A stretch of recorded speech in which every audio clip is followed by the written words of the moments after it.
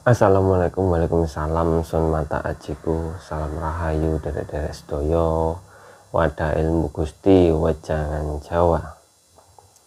Derek-derek sedoyo, urip iki kudu ditata sing bener, kudu dipersiapno sing mateng, kangge ngadepi urip sing selanjutnya iku yo iso digawe ngadepi urip meneh mben utawa masa tua. Sing penting yo urip iku dipersiapno mateng-mateng kanggo masa tua.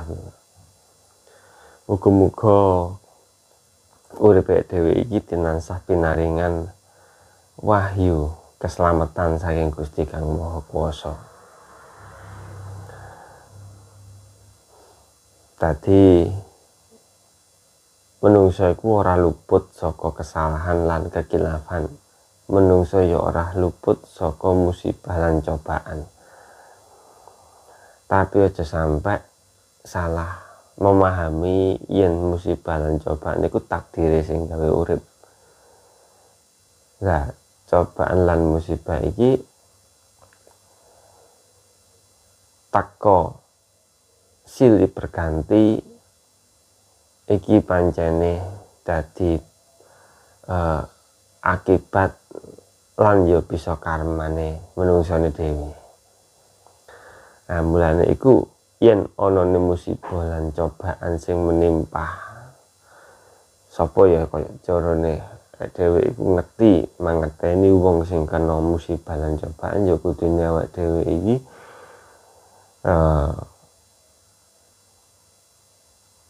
introspeksi lah awake dhewe, introspeksi kanggo kedepane dhewe, kanggo mempersiapno awak dhewe besok-besok aja sampe lah awak dhewe iku kena musibah lan cobaan sing sampe gawe lorone raga, sampe gawe catune raga.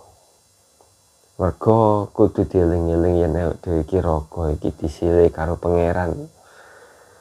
Disilih balike ya kudu utuh, mergo disilihne iki keadaan apik, mulus, merocot dadi jabang bayi kan waktu iku surat dhewe.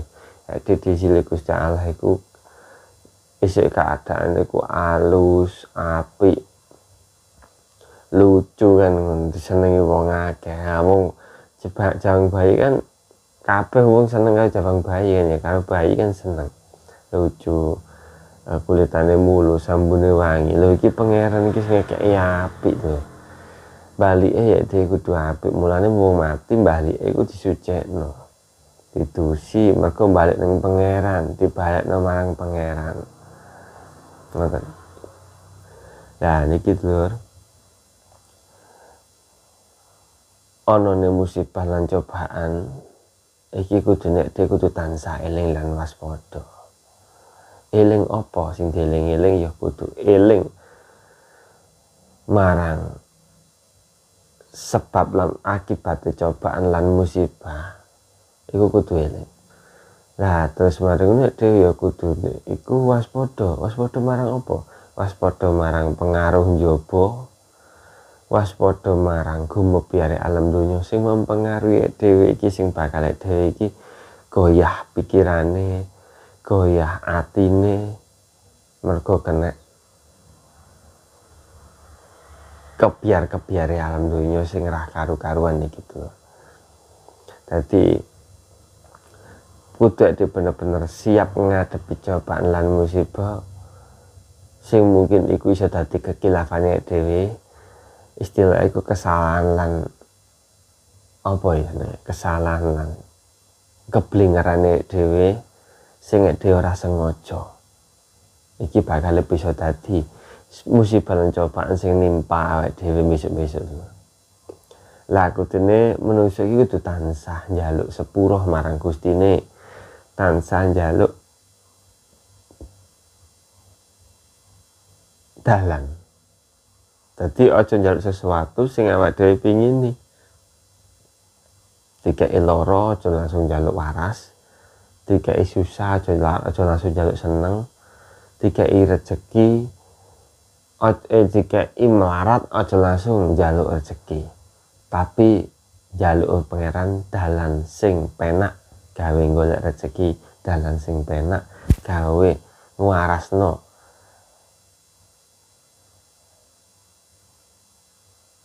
apa sing lara ning awake dhewe, njaluk dalan sing penak gawe mencapai kebahagiaan.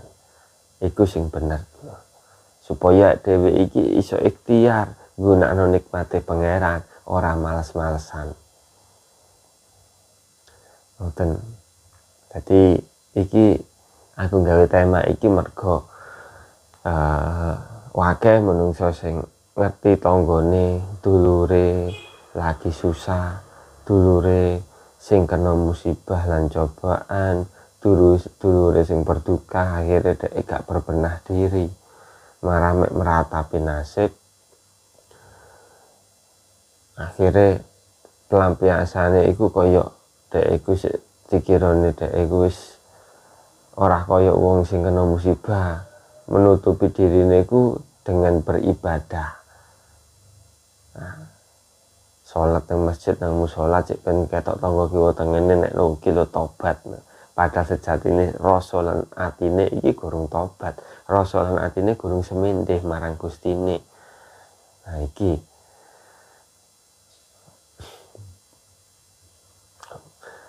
dadi kudu diperhatekno teman-teman, dimatno teman-teman lho.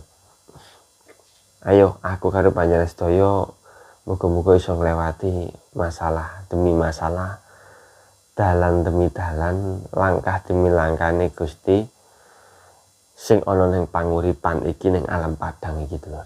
Nggih.